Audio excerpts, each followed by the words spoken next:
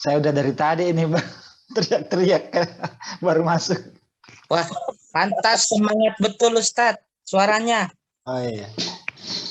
Baik, baik. Saya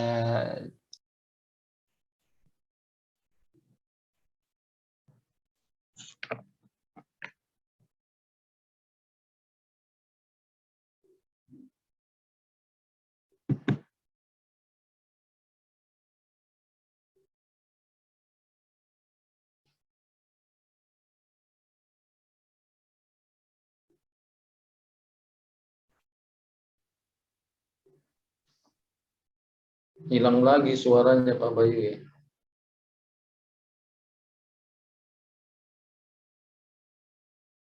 Bayu posisinya di Malaysia ya?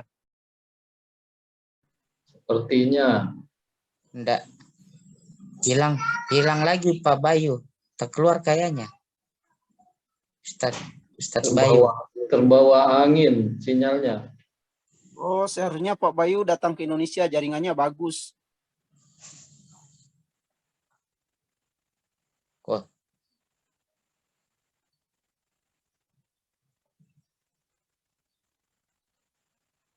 Ini yang keluar.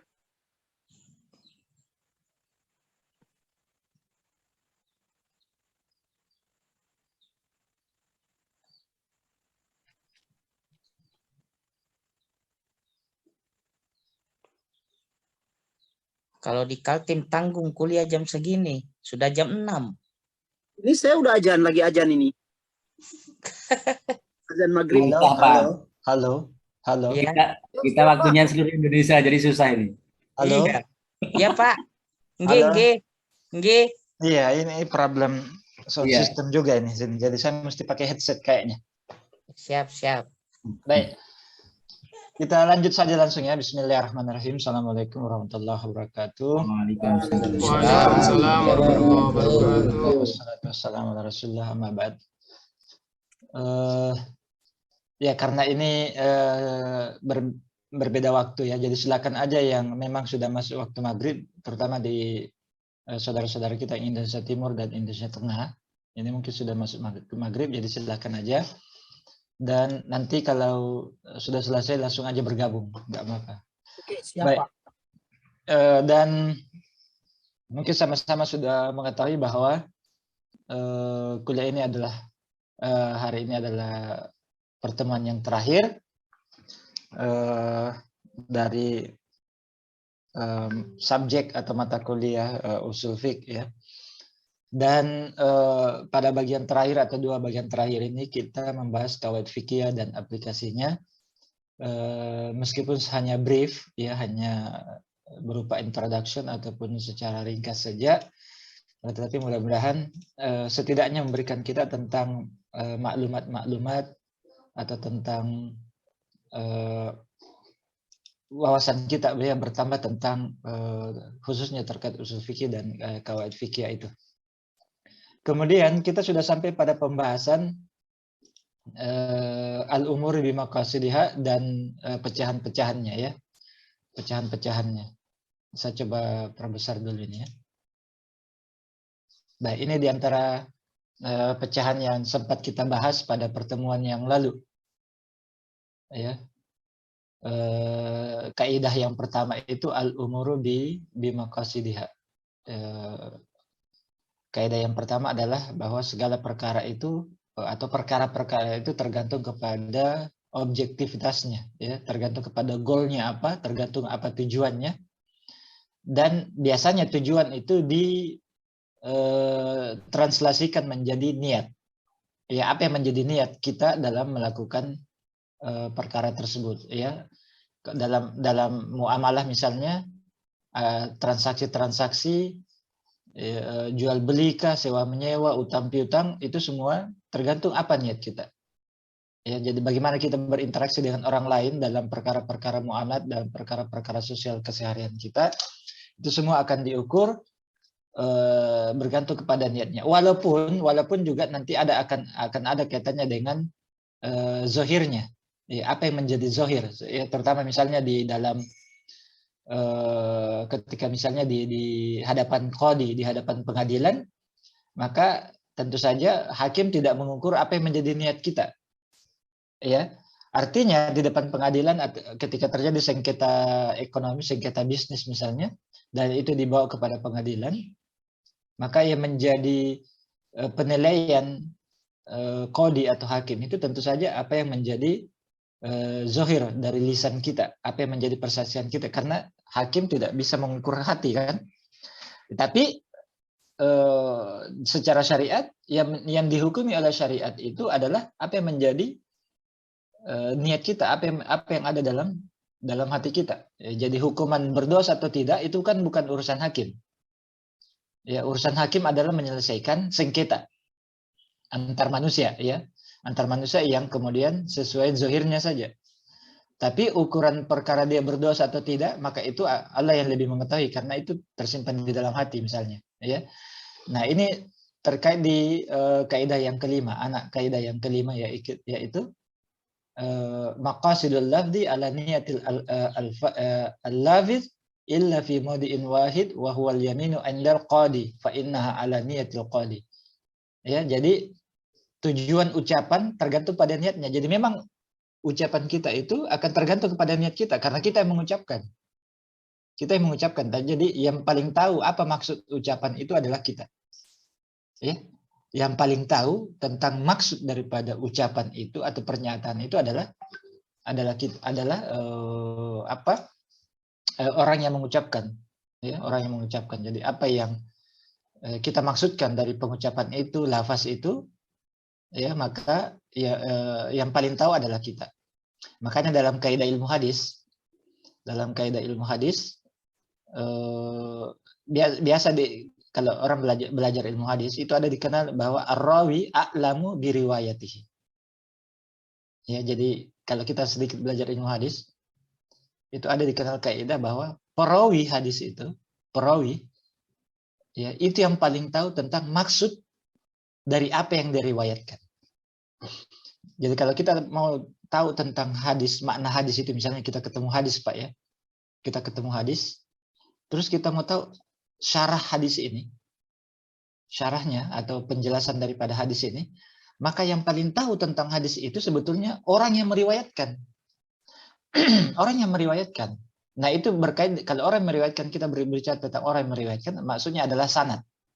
Sanad juga atau perawi-perawi hadis itu.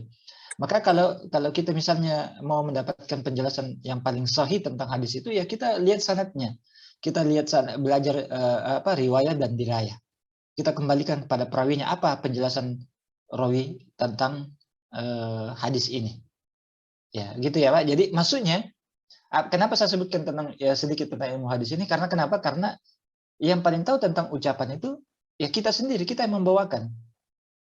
Termasuk sumpah, ya, termasuk sumpah. Kalau misalnya ada orang bersumpah demi Allah, misalnya, yang paling tahu tentang sumpah itu apakah betul, sahih atau cuma bohong-bohong doang? Yang paling tahu adalah yang orang yang bersumpah itu. Makanya orang yang bersumpah palsu itu termasuk dalam al-kabair, dalam menurut pandangan para ulama kita, salah satunya disebut oleh Imam Az-Zahabi, itu ya, al-kabair salah satunya adalah bersumpah palsu. Kenapa? Karena kalau orang sudah bersumpah itu seakan-akan orang yang mendengarkannya itu adalah meyakini bahwa dia sudah bersumpah, ya kan, sudah bersumpah. Sementara mungkin orangnya dia cuma bersumpah main-main, ya kan. Nah, jadi tujuan ucapan tergantung pada niat orang yang mengucapkan. Nah, kalau ada orang yang bersumpah main-main atau dia bersumpah betul, lalu kemudian dia langgar, maka itulah kemudian kafarah. Dia harus membayar kafarah atas pelanggaran sumpahnya sendiri. Nah, kecuali pada satu tempat, yaitu sumpah di hadapan qadhi. Nah, dalam kondisi ini maksud lafaz, ya, maksud lafaz adalah menurut niatnya hakim. Artinya maksudnya menurut pemahaman hakim.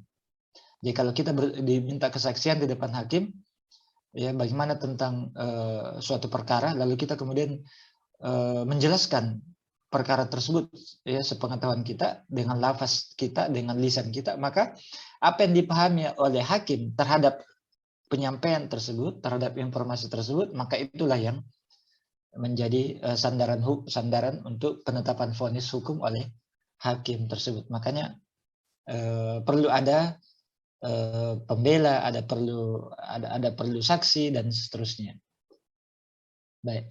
Kemudian selanjutnya al-ibratu ini fil uqud lil maqasid wal ma'ani la lil alfazi wal mabani. Ini sudah kita sebutkan, ya.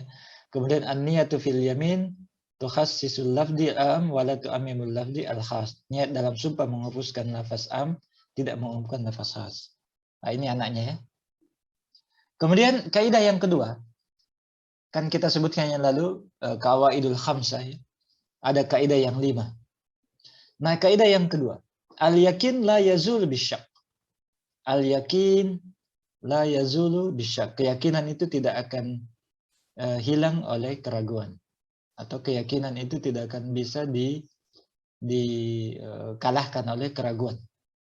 Ya, tidak bisa dihapus oleh keraguan. Nah, sebelum kita masuk kepada kaidah ini, kita perlu memahami dulu maratibul ilm.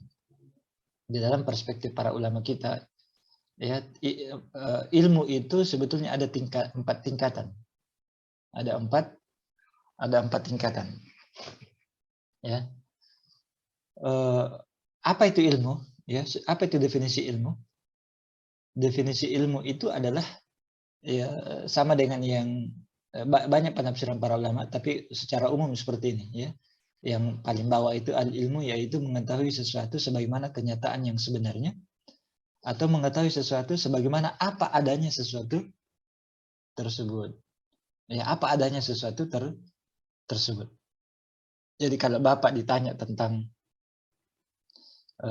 sesuatu, maka Bapak sanggup menceritakan sesuatu itu apa adanya sebagaimana kenyataan sesuatu itu, maka itu adalah ilmu. Mungkin bapak-bapak dan ibu-ibu biasa mendengar cerita tentang 4 orang buta yang ditanya tentang gajah. 4 orang buta yang belum pernah melihat gajah, lalu kemudian dia ditunjukkan gajah, lalu kemudian disuruh mendefinisikan gajah itu apa sebetulnya. Pernah dengar ceritanya, Pak?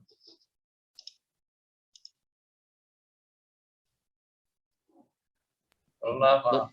Ya, gimana Belum, tuh? Ustaz. Gimana ceritanya tuh? Ada pernah dengar cerita? Orang pegang kakinya, Ya, betul. katakan gajah sesuai. Ya, jadi ada satu yang pegang kakinya, ada satu yang pegang ekornya, ya, ada satu yang pegang telinganya, ada satu yang pegang belalainya. Maka ketika 4 orang buta ini disuruh mendefinisikan tentang gajah, bagaimana menurutmu gajah itu? Maka masing-masing mendefinisikan gajah itu sesuai apa yang dia pegang. Ya, sesuai dengan apa yang dia pegang. Nah, kalau kita masuk kepada definisi ilmu ini, artinya 4 orang buta ini mengetahui sesuatu tidak sebagaimana kenyataan yang sebenarnya. Artinya, boleh dikatakan secara umum bahwa 4 orang buta ini tidak memiliki ilmu tentang gajah. Karena dia tidak mengetahui gajah itu sebagaimana kenyataan gajah yang sebenarnya. Karena yang diceritakan itu masih parsial. Ya, ada yang menceritakan tentang, oh, gajah itu adalah seperti batang kelapa. Ya, tegak, besar, ya, kuat, ya, menjulang tinggi. Ya, karena yang dipegang apa? Kakinya. Ya, ketika ditanya yang pegang telinga, dia bilang, oh, gajah itu lebar, ya, bisa bergerak-gerak, ya, mengibas-ngibas, ya, misalnya kan, tebal misalnya, dan seterusnya. Begitu juga yang memegang belalainya, begitu juga, dan seterusnya. Nah, ini dikatakan tidak mengetahui sesuatu sebagaimana kenyataan yang sebenarnya.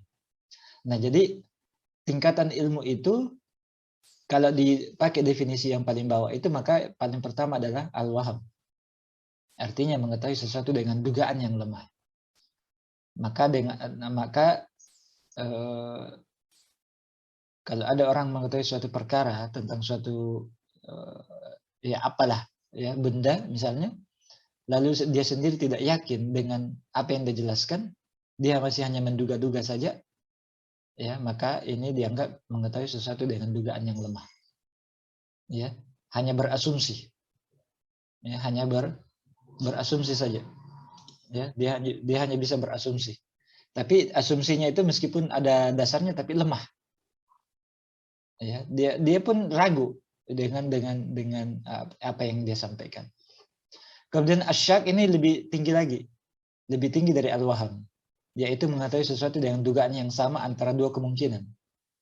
Nah, ini sudah lebih pengetahuannya sudah lebih besar dari al-waham, sekedar asumsi. Kalau ini dia sudah 50-50. Cuma dia ragu. Ya, misalnya dia disampaikan tentang seseorang itu adalah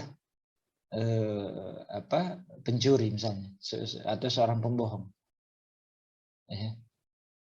Dia mengetahui informasi yang memang menunjukkan bahwa orang tersebut adalah pembohong, tapi dia juga mendapatkan informasi yang menyebutkan bahwa orang itu bukan pembohong, tapi orang itu adalah jujur. Ya, dan masing-masing informasi atau data, kalau kita berbicara data, maka data itu sama-sama kuat.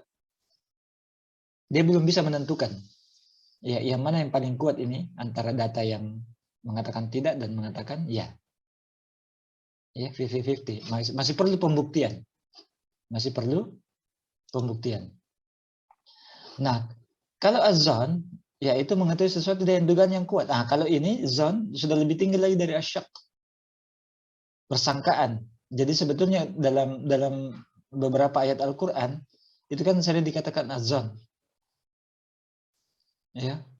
Nah, maksudnya adalah dia mengetahui sesuatu dengan dugaan yang sudah memiliki dasar yang cukup kuat. Walaupun belum 100%. Setidaknya data yang dia punya itu sudah 70-80%. Ya, kalau kita berbicara data ya sekitar 70-80% lah. Dia memiliki data sehingga dia sudah bisa menduga bahwa ya sama kalau kita menulis tesis ya, menulis disertasi, kita membuat hipotesis. Ya kan? Hipotesis itu sebetulnya bagaimana cara membuat hipotesis dalam tulisan ilmiah? Ya, hipotesis itu biasanya kita bangun berdasarkan literatur yang kita baca kan. Berdasarkan data-data yang sudah ada yang dibuat oleh orang sebelumnya. Nah, berdasarkan itu kita membuat suatu hipotesis. Ya, bahwa ada kemungkinan seperti ini. Nah, itu namanya zon. Ya, kita tidak akan sampai kepada mengetahui sesuatu dengan dugaan yang kuat kalau data kita juga tidak kuat. Ya, data kita tidak kuat. Nah, kemudian tingkatan yang paling tinggi adalah al-ilm. Yaitu mengetahui sesuatu sebagaimana kenyataan yang sebenarnya. Ya, mengetahui sesuatu dengan kenyataan yang sebenarnya atau apa adanya sesuatu tersebut. Artinya data yang dia punya terhadap perkara itu, terhadap sesuatu itu atau benda itu, dia sudah punya cukup data. Ya, memang data itu valid, menunjukkan bahwa apa yang dia ketahui tentang benda itu memang benar. Nah, itu namanya al-ilmu. Dan ilmu inilah, tingkatan ilmu inilah yang membawa sampai pada keyakinan. Ya, ilmu inilah yang sampai pada tingkat keyakinan. Artinya dalam kaidah ini yang dipakai dalam kata al-yakin itu adalah al-ilm. Kalau kita sudah mengetahui sesuatu sebagaimana kenyataan yang sebenarnya, sebagaimana apa adanya sesuatu itu, dengan data yang valid, dengan data yang akurat, kita sudah sampai pada al-yakin, maka keyakinan itu tidak bisa dihilangkan dengan keraguan. Tidak bisa dikalahkan oleh keraguan, tidak bisa dihapus oleh keraguan-keraguan yang disampaikan oleh misalnya orang lain. Karena kita mengetahui datanya. Ya, misalnya kalau kita berbicara tentang orang, ya, kalau kita berbicara tentang orang misalnya, maka ketika kita sudah mengetahui seseorang itu jujur dengan keyakinan, dengan ilmu kita, dengan data yang valid, dengan data yang akurat, maka tidak ada seorang pun yang bisa menyatakan bahwasanya dia tidak jujur. Kecuali dia mampu mengalahkan data yang kita miliki. Bisa dipaham ya? Kecuali kalau dia mendatangkan data yang lebih valid, yang lebih akurat daripada data yang kita miliki. Dan begitu kan dalam dunia ilmu pengetahuan. Dalam dunia sains itu, kalau meskipun kita punya data, oke, kita punya data. Tapi ternyata ada orang yang membawa data yang lebih akurat. Ya, mungkin data kita, data ya mungkin 10 tahun lalu. Betul juga, bukan salah. Tapi ternyata ada orang yang punya data terkini, ya misalnya 3 tahun terakhir atau 5 tahun terakhir, yang di mana dunia ilmu pengetahuan itu terus berkembang. Maka ini yang saya bilang. Jadi kalau dikatakan ilmu, artinya kita sudah mencakupi seluruh data yang memang terkait perkara tersebut. Mau terkini, mau yang paling sebelumnya, mau apa semua. Nah, itulah data. Kan saya rasa Bapak dan Ibu sekalian sudah biasa melakukan penelitian, ya kan? Sains atau segala macam. Maka kalau kita berbicara kaitannya antara al-yakin, ilmu, maka maknanya kita sudah memiliki data konkret. Sama kalau kita melakukan transaksi-transaksi muamalah. Ya, kita harus kumpulkan semua data. Kalau kita mau berfatwa tentang suatu masalah, kita harus mengumpulkan semua data juga. Jangan tiba-tiba saja bilang ini haram. Padahal kita belum mengetahui betul duduk perkaranya. Masalahnya gimana? Ya, keadaan orang yang melakukan itu gimana? Keadaan 2 orang yang bertikai itu gimana? Keadaan 2 orang yang bertransaksi itu gimana? Kita belum tahu persis. Oh, si ibu ini, ya misalnya, kan begitu biasa di sosmed, ya. Kalau kita biasa di sosmed itu ada misalnya orang langsung apa ya, misalnya baru-baru ini misalnya contoh saja ini. Baru-baru ini di Malaysia ada kejadian viral. Jadi ada kejadian viral ini, seorang remaja dia mencuri celengan masjid. Dia mencuri celengan masjid. Nah, oleh jamaah masjid, pengurus dan jamaah masjid, ya, pengurus dan jamaah masjid ini dihukum dengan dimandikan kayak dimandikan jenazah. Ya, kayak dimandiin jenazah. Artinya karena marah, ya. Pokoknya macam itulah. Kemudian setelah itu, ketika peristiwa itu terjadi, itu divideokan, lalu kemudian di upload mungkin oleh salah seorang di medsos, lalu kemudian video itu viral. Ya, video itu viral. Maka berbagai tanggapan dari masyarakat sampai kepada para pejabat, ya, pengusaha dan seterusnya, yang kemudian menghujat, ya, pengurus dan jamaah masjid. Ya. Ya, mereka mengatakan bahwa ini kejam, ya, perbuatan kejam. Itu kan masih remaja, kenapa diperlakukan sedemikian? Ya, remaja itu terbetik berita bahwa remaja itu terpaksa melakukan pencurian celengan masjid karena terpaksa untuk pembiayaan kakeknya yang lagi sakit. Ya, itu kan berseliweran. Nah, akhirnya orang menghujat. Nah, bagaimana yang sebenarnya? Kira-kira dia masuk di mana? Ya, kebanyakan ya, kalau kita melihat berita-berita di medsos, ya kebanyakan adalah kalau kita tidak masuk pada tingkatan waham, ya, paling tinggi kita hanya pada tingkatan azan. Paling tinggi kita hanya sampai pada tingkatan zon. Waham, syak, zon. Masing-masing orang paling tinggi, ya, setiap orang paling tinggi kalau dia tidak berada pada tempat itu dan tidak menyaksikan langsung dan tidak mengetahui sebenarnya kejadian perkaranya, maka dia paling tinggi hanya pada sampai tingkatan zon berdasarkan data-data atau informasi yang sampai kepada dia di media sosial. Maka yang paling tahu perkaranya adalah orang yang memang terlibat dalam masalah tersebut, dan ternyata, ya, akhirnya terungkap bahwa remaja itu adalah remaja pengedar, ya, pengedar narkoba, yang kemudian dia hanya sudah, ya, namanya kalau pengedar dan sudah terbiasa juga terlibat dengan narkoba, itu kemudian melakukan, ya, untuk mendapatkan, ya, modal lagi untuk, ya, dan seterusnya. Dan kakeknya sendiri mengingkari bahwa dia tidak sakit. Kan begitu. Nah, akhirnya karena sudah terlanjur menghujat, ya, jamaah masjid, pengurus masjid, ya, sehingga kasihan juga pengurus masjidnya dan seterusnya. Nah, itu contoh saja. Termasuk yang mungkin viral baru-baru di di Indonesia juga medsos ya yang menentang sesajen. Kita nggak tahu ya menentang sesajen. Makanya saya biasa bilang sama kawan-kawan atau siapapun, kalau kita ketemu berita di medsos, ya jangan buru-buru kita komen. Ya, lebih baik kita diam saja, nggak usah menimpali, nggak usah komen dengan jari-jari kita.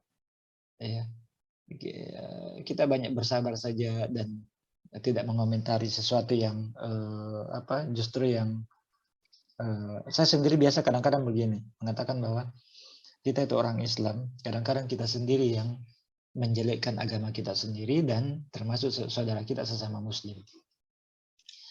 Ya, oke lah mungkin misalnya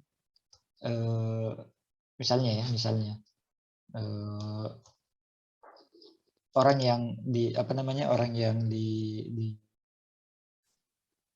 melakukan perbuatan tersebut di medsos. Kita tidak setuju perbuatannya. Tapi kan kita tidak tahu kita tidak tahu kenapa apa alasan atau situasi yang berlangsung ketika itu. Ya, apa alasan yang berlangsung ketika itu. Maka sebaiknya kita ya tidak usah komen. Tidak usah komen dan tidak perlu memperbanyak apalagi men-share berita-berita yang kita sendiri pun tidak tahu gimana duduk perkaranya. Ya, selain kita berdosa kepada saudara kita karena kita menghujat, ya kita juga berdosa karena men-share mungkin berita yang tidak benar atau tidak pasti. Ya. Nah, inilah pentingnya kita belajar tentang tingkatan-tingkatan ilmu juga. Ya, tingkatan-tingkatan ilmu. Baik. Kemudian tingkatan ilmu juga oleh para ulama ada yang dibagi menjadi ilmu yakin, ainul yakin dan hakul yakin. Ya. Ini ya, ilmu yakin, ainul yakin dan hakul yakin. Ya, ini biasa kita dapat di mana nih? Ilmu yakin, ainul yakin dan hakul yakin. Dalam Al-Qur'an ada tidak ya? Surat At-Takasur. Iya. Sur. Gimana bunyi ayatnya itu kira-kira? Bismillahirrahmanirrahim. Alhaakumut takasur hatta zurtumul maqabir. Kalla sawfa ta'lamuna tsumma kalla sawfa ta'lamun. Kalla law ta'lamuna ilmal yaqin. La tarawunnal jahim tsumma la tarawunnaha ainal yaqin. Tsumma la tus'alunna yauma idzin anin na'im. Baik. Kira-kira ada enggak saya mau dengar pandangan-pandangan para bapak dan ibu sekalian kira-kira tentang neraka, surga, siksa kubur itu kira-kira masuk dalam ilmu yakin, ainul yakin, hakul yakin ya? Ada pandangan kira-kira? Siksa kubur, neraka, surga, malaikat, atau Allah sendiri? Ya, kira-kira masuk di mana itu? Itu masuk di hakul yakin tuh, Ustaz. Hakul yakin. Kenapa kira-kira? Nanti kalau udah meninggal, Ustaz. Kalau sekarang masih ilmu yakin dulu. Ilmu yakin dulu. Iya, nanti kalau udah lihat sebenarnya baru hakul yakin. Hakul yakin. Iya, setelah ainul baru hakul lagi. Gitu ya. Iya. Baik, ada pandangan lain? Oh, saya Pak Ustadz, kalau saya kayaknya ilmu yakin. Karena untuk menggapai dunia dan untuk menggapai akhirat itu semuanya dengan ilmu. Jadi itu jadi ceritanya kita ini belum sampai pada hakul yakin ya. Sekarang ini tentang bahwa Allah itu ada. Oh, ada Ustadz. Nggak maksudnya. Karena dengan ilmu. Maksud saya pertanyaannya adalah percaya tentang malaikat. Kan malaikat kita tidak pernah lihat nih. Iya. Hanya dikabarkan di dalam Al-Quran ataupun dalam hadis. Kita nggak pernah lihat itu malaikat ada nggak. Nah, artinya kita kira-kira belum sampai pada hakul yakin? Ya paling tidak harus ilmu yakin dulu, Ustadz. Untuk tahapan hakul yakin itu kita harus gitu ya. Pahami. Hakul yakin Ustadz disampaikan oleh manusia yang paling sempurna di dunia dan alamin tidak bohong, hakul yakin. Iya, saya tidak sedang membenarkan atau menyalahkan, saya cuma ingin mendengar pandangan Bapak. Ini Ustadz, kalau di yang Ya. surah Al-Hijr itu Ustadz izin ya nggak ya? Ubudullah hatta ya'tiyal yakin gitu kan? Yakinnya itu Anibudullah hatta ya'tiyal yakin ya, saya lupa saya. Ya, yakin, ya betul. Ya, tapi itu yakin dalam penafsiran para ulama kita, yakin di situ bukan yakin dalam pengertian ilmu.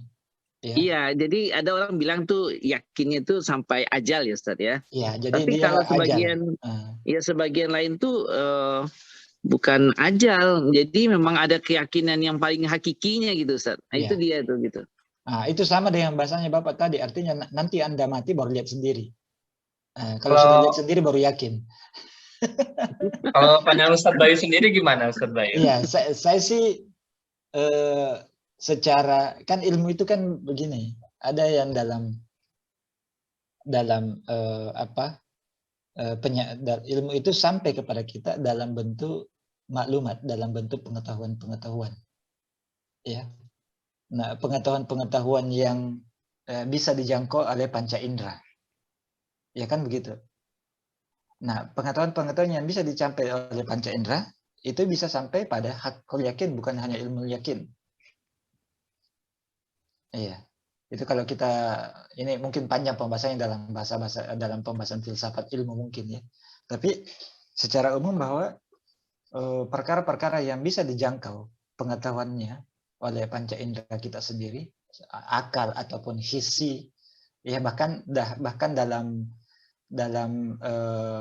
kalau kita gabungkan filsafat dan tasawuf itu hissi dengan apa, termasuk dengan zauk ya, rasa, perasaan. Jadi sumber-sumber ilmu itu dalam pandangan Imam Ghazali pun zauk ya, rasa, kemudian intuisi masuk semua, akal itu masuk sumber-sumber ilmu. Nah, kalau kita gabungkan semua sumber-sumber ilmu itu, maka sebetulnya pengetahuan-pengetahuan yang sampai kepada kita itu bisa sampai pada hakul yakin. Selain yang sampai berdasarkan informasi Al-Quran dan Sunnah, kemudian juga intuisi kita, zauk kita, perasaan kita, akal kita, semua itu, maka sebetulnya itu bisa sampai pada hakul yakin. Ya, itu kalau kita dalam pembahasan filsafat ilmu ya. Ya, jadi bukan sekedar ilmu yakin. Ya. Baik. Saya ingat ceritanya apa itu ya, orang yang biasa saya baca juga itu ketika ulama bertemu dengan ateis. Ketika ateis bertanya kepada ulama tentang gimana kalau Anda mati dan ternyata Anda sudah beramal capek-capek, beribadah capek-capek, ternyata surga dan neraka itu tidak ada. Ya kan? Maka ulama itu menjawab apa? Ya, nggak apa-apa. Tapi tidak lebih buruk dari Anda. Ya kan? Dia disebutkan kepada orang ateis, tidak lebih buruk dari Anda. Bayangkan kalau Anda sudah tidak percaya surga dan neraka, ternyata surga dan neraka itu ada. Ya kan? Jadi kalau kita beribadah dan ternyata memang surga dan neraka itu tidak ada, ya tidak masalah kan? Enggak ada ruginya. Betul tak? Ya? Ya.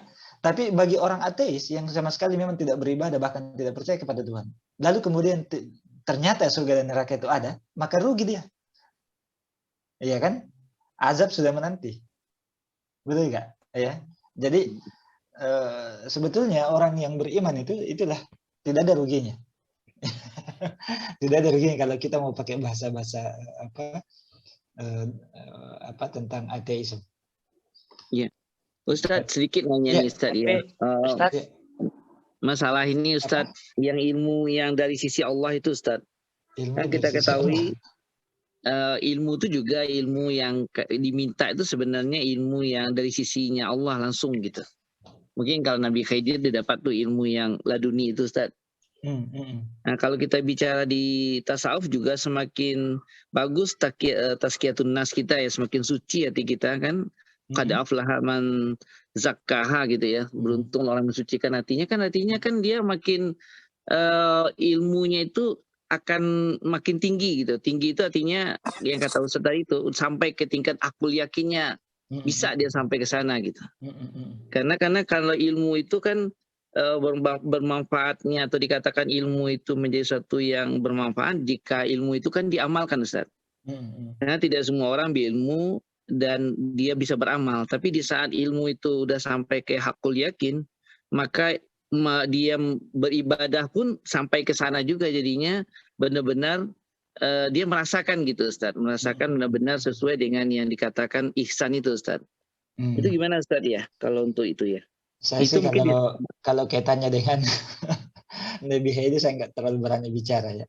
Iya. Cuma saya sih dasar-dasarnya aja mengatakan sejauh pembacaan saya bahwa apa yang tentang definisi ilmu itu sendiri atau sumber-sumber ilmu itu sendiri oleh ya biasalah yang kita sudah biasa baca para ulama-ulama kita seperti yang saya sebutkan tadi Imam Ghazali, ataupun misalnya kalau intelektual kontemporer misalnya ya seperti Al-Attas misalnya ya yang di Malaysia itu menyebutkan bahwa sumber-sumber ilmu itu termasuk zauq dan intuisi.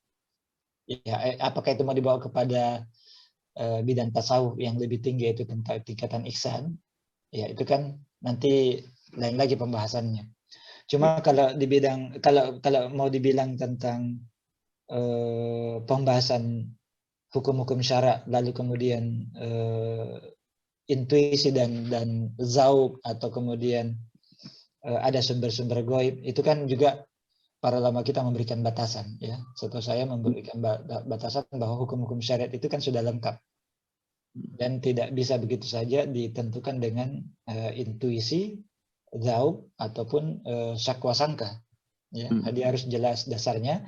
Tapi kalau sekedar berkaitan dengan mungkin nasihat-nasihat ya dalam bidang tasawuf atau nasihat wejangan-wejangan yang sifatnya memang tidak bertentangan dengan hukum syariat itu sendiri, saya rasa itu enggak masalah ya.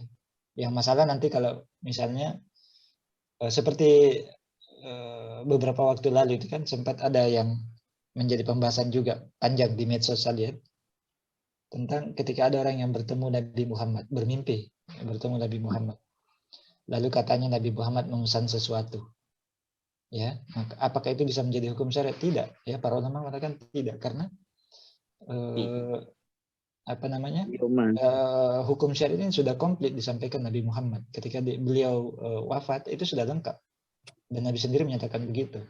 Sehingga tidak bisa ketika ada seseorang yang bermimpi Nabi Muhammad lalu misalnya Nabi Muhammad berpesan misalnya dia harus bukan puasa Senin Kamis misalnya Selasa Jumat saja misalnya, ya itu nggak bisa menjadi hukum syariat karena kenapa? Karena ya Nabi sendiri sudah wafat dan tidak ada kepentingannya Nabi datang kepada dia untuk menyampaikan syariat yang baru.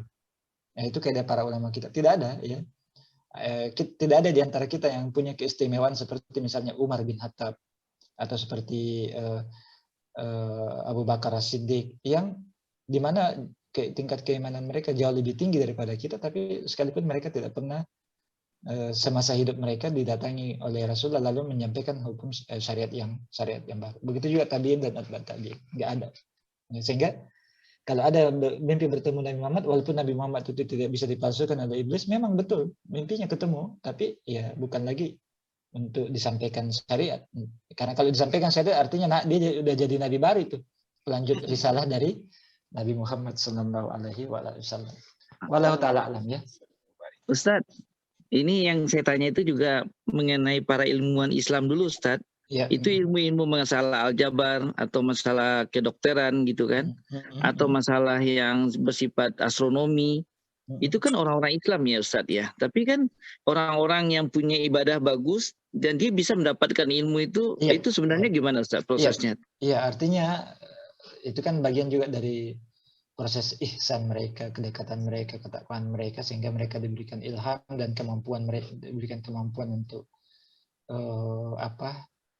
artinya Allah lah yang memberikan mereka ilmu, kemampuan, dan ilmu itu kan didapatkan dengan hidayah juga, dengan hidayah itu macam-macam, hidayah ilham, hidayah untuk belajar, ya, kemampuan untuk para ulama kita. Kalau kita membaca biografi dan sejarah mereka begitu, seperti misalnya Imam Syafi'i ketika belajar, ya kan, dia belajar keras, bekerja keras untuk mendapatkan ilmu. Nah, kemampuan untuk mendapatkan ilmu itu juga adalah hidayah dari Allah Subhanahu wa taala yang tidak diberikan kepada semua orang.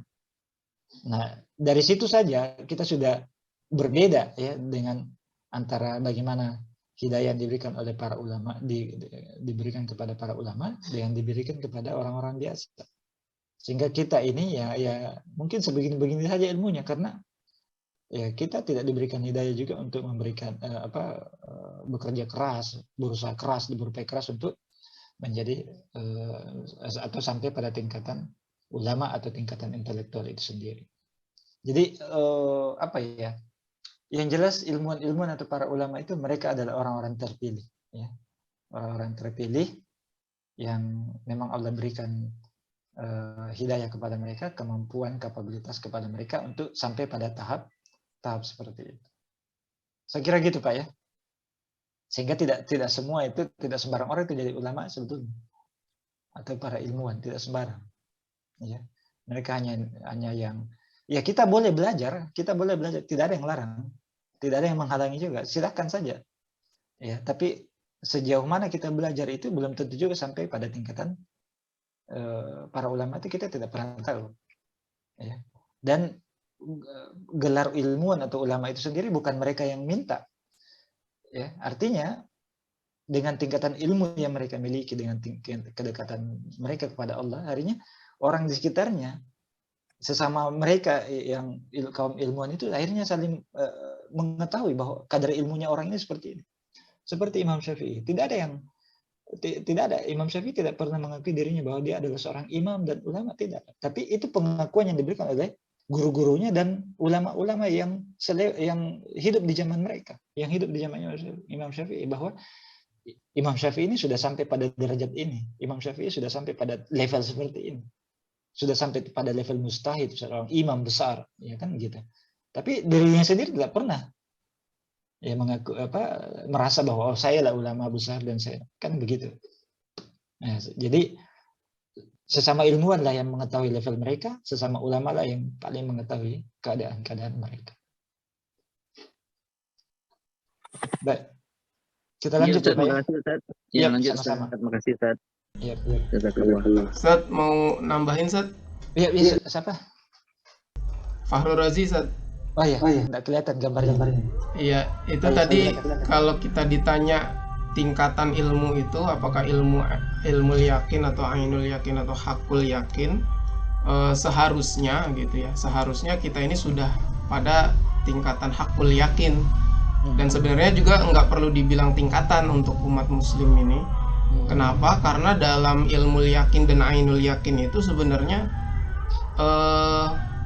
apa ya bahasanya dalam surat At-Takasur itu seperti baru tahu gitu orang-orang yang dulu belum percaya ajaran Islam itu, nah ini loh gitu. Lau ta'lamuna ilmal yakin la tarawunnal jahim summa la tarawunnaha ainal yakin. Jadi Allah bongkar di situ, kalian ini baru tahu kan akhirnya seperti itu. Sedangkan untuk umat Islam itu sudah Allah informasikan juga sebenarnya dalam Al-Qur'an supaya sudah pada tingkatan hakul yakin, yaitu di surat Al-Waqi'ah ayat 95, inna hadzalah huwa hakul yakin, sesungguhnya ini benar-benar dialah hakul yakin gitu ya, sebenar-benarnya keyakinan. Kemudian di surat Al-Haqqah juga di ayat 51, wa innahu la hakul yakin. Jadi sebenarnya sudah Allah bocorkan dalam Al-Qur'an itu kita ini semestinya sudah di tingkatan hakul yakin gitu. Adapun ilmu yakin dan ainul yakin tadi adalah penghinaan terhadap orang-orang yang dulu belum percaya waktu di dunia, seperti itu. Itu aja. Ya, betul ya. Itu yang saya sebut tadi bahwa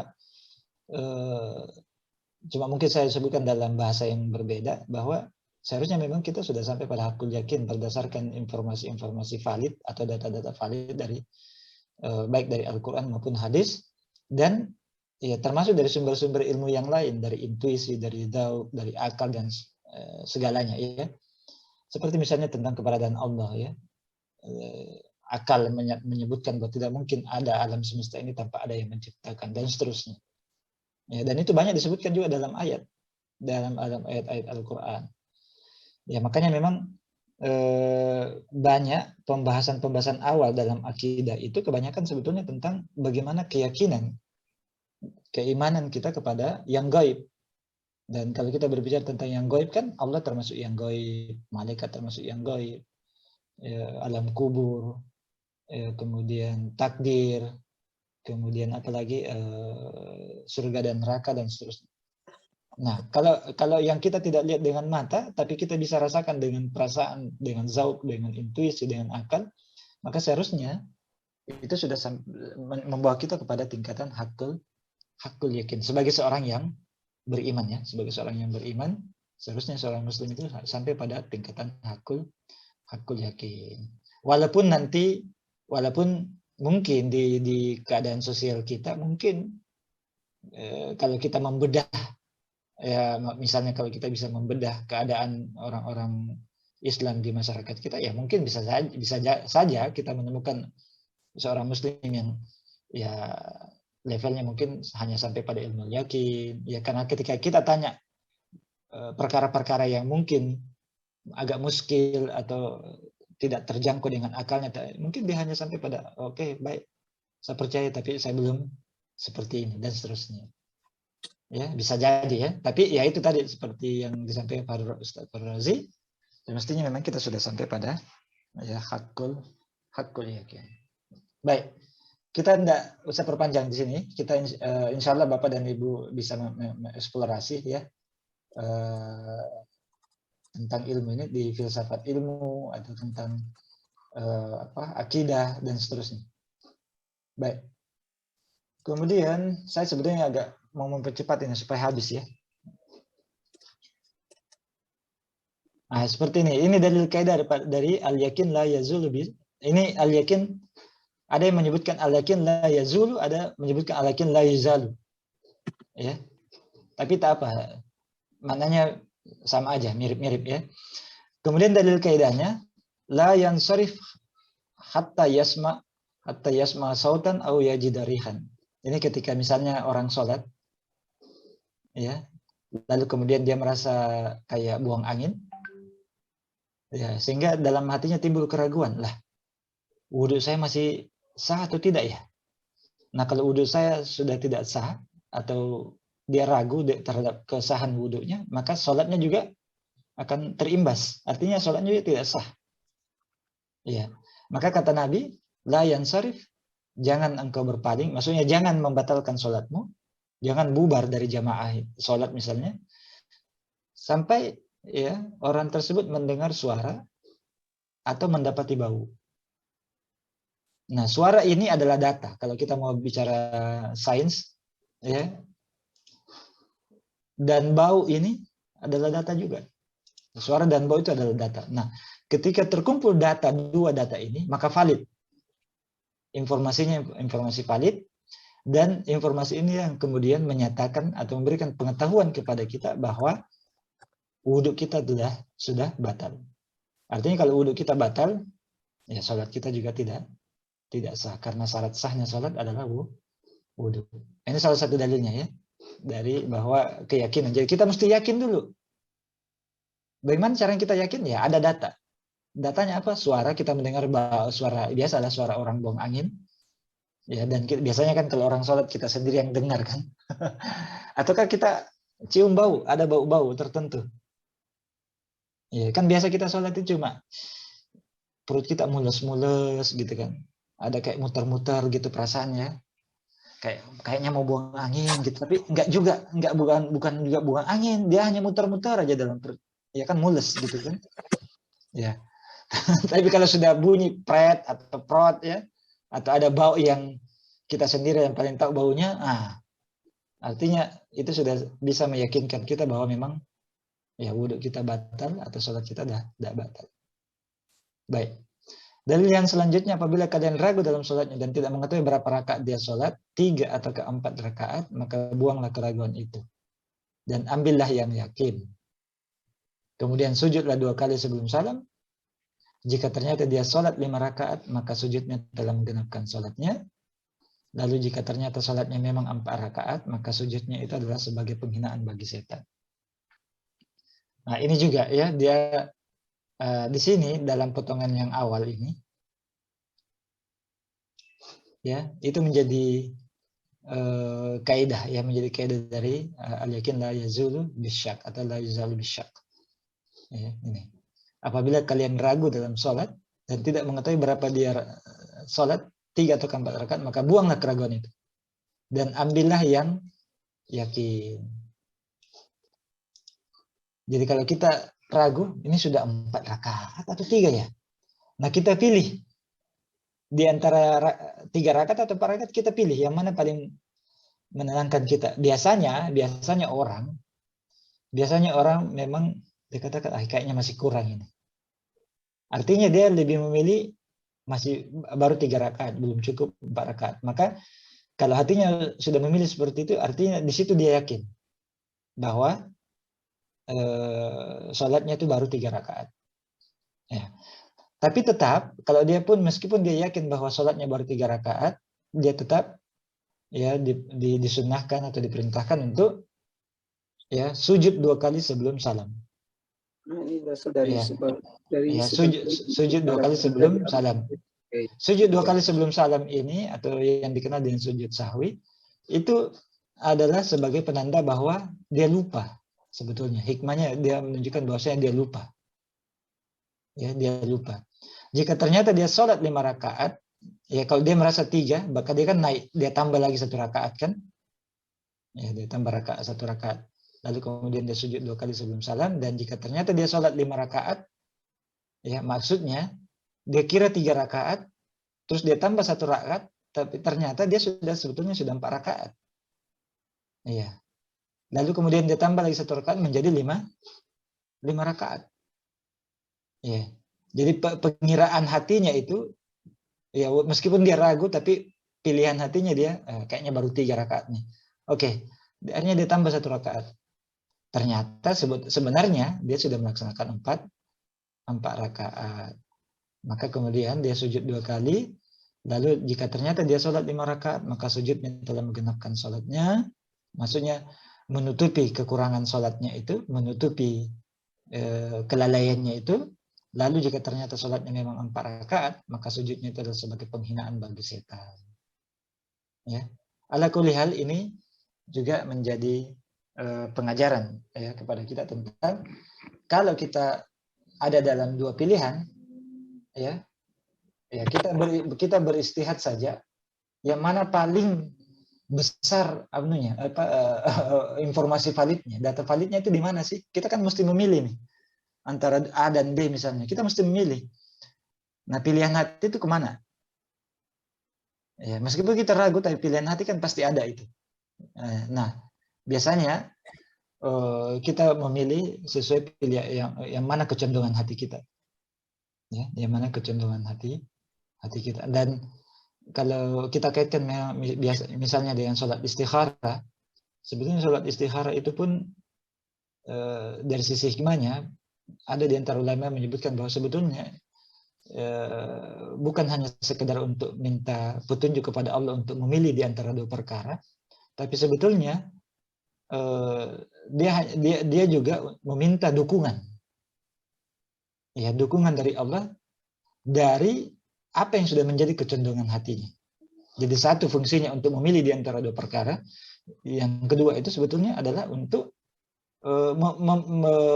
meminta dukungan, meminta sokongan, meminta kekuatan dari Allah Subhanahu Wa Taala dari kecenderungan hatinya sebetulnya. Jadi sebetulnya kalau kita menghadapi 2 perkara, sebetulnya kecenderungan hati kita sudah ada. Cuma kita kan ragu, nggak mau langsung memilih gitu loh. Tapi kecenderungan hati terhadap sesuatu itu sudah ada. Maka ketika kita sholat istikharah, sebetulnya itu juga di antara hikmahnya adalah meminta dukungan dan meminta petunjuk, semacam backup ya, kalau kita mau pakai bahasa sekarang, backup dari Allah Subhanahu Wa Taala bahwa oke, kecenderungan hati saya seperti ini, ya mohon didukung, mohon diberikan kekuatan dan dimudahkan untuk ya saya menjalani pilihan hati tersebut, gitu ya. Baik, kemudian ini kaidah-kaidah turunannya, kaidah-kaidah turunan dari al-yakin la yazul atau la yuzali bisyak. Yaitu pertama al-aslu baqa'u makana ala makana. Ini sebetulnya banyak anak-anaknya lagi ya, cuma saya sebutkan beberapa saja. Al-aslu baqa'u makana ala makana. Bahwa hukum asalnya sesuatu itu ya, itu tetap fix. Ya. Tidak berubah. Ya, baqa'u makana ala makana. Dia tetap tidak berubah. Jadi kondisi sekarang itu tidak berubah.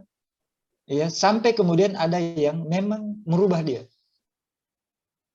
Ya, hukum asalnya kondisi sekarang tidak berubah dari kondisi sebelumnya. Ini agak aneh terjemahannya ya, agak rancut ya.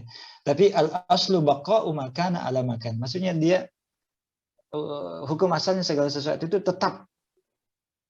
Ya, dia tidak berubah. Seperti itu apa adanya. Sampai kemudian ada yang atau ada data, ada petunjuk-petunjuk, ada karina-karina yang merubah sesuatu itu menjadi bentuk yang lain. Ya, seperti misalnya manusia, hukum asalnya orang beriman, hukum asalnya seorang muslim, dia adalah jujur. Ya, bara'atuz zimmah. Ya, dia terbebas dari dosa, terlepas dari dosa. Dia hukum asalnya seorang muslim terbebas dari dosa. Dia fitrah. Sampai kemudian ada petunjuk atau ada perkara-perkara atau ada data valid memang yang menunjukkan bahwasanya dia itu sudah berubah dan dia berdosa memang. Ya, sehingga tidak mudah kita menuduh seseorang berdosa atau sampai pada tingkat ekstrim ya, mengeluarkan orang dari keislamannya misalnya, atau takfir. Karena takfir itu kan ada kaidah-kaidahnya sendiri. Ya, paling minimal misalnya menuduh orang berdosa atau melakukan kesalahan atau ya dengan bahasa lain menfitnah. Jadi hukum asalnya seseorang adalah dia bersih, tidak berdosa. Sampai kemudian ada bukti, ada petunjuk, ada data yang menunjukkan bahwasanya dia ini memang melakukan perbuatan dosa. Ya, makanya banyak kan dalam hukum-hukum syariat kita, misalnya menuduh orang berzina, misalnya perlu ada saksi, 4 orang saksi, ya kan? Misalnya persaksian satu laki-laki sama dengan persaksian 2 wanita. Itu sebetulnya kaitannya dengan kaidah ini juga. Bagaimana proses pembuktian dari mengubah hukum asalnya seseorang menjadi kondisi yang berbeda dengan hukum asalnya.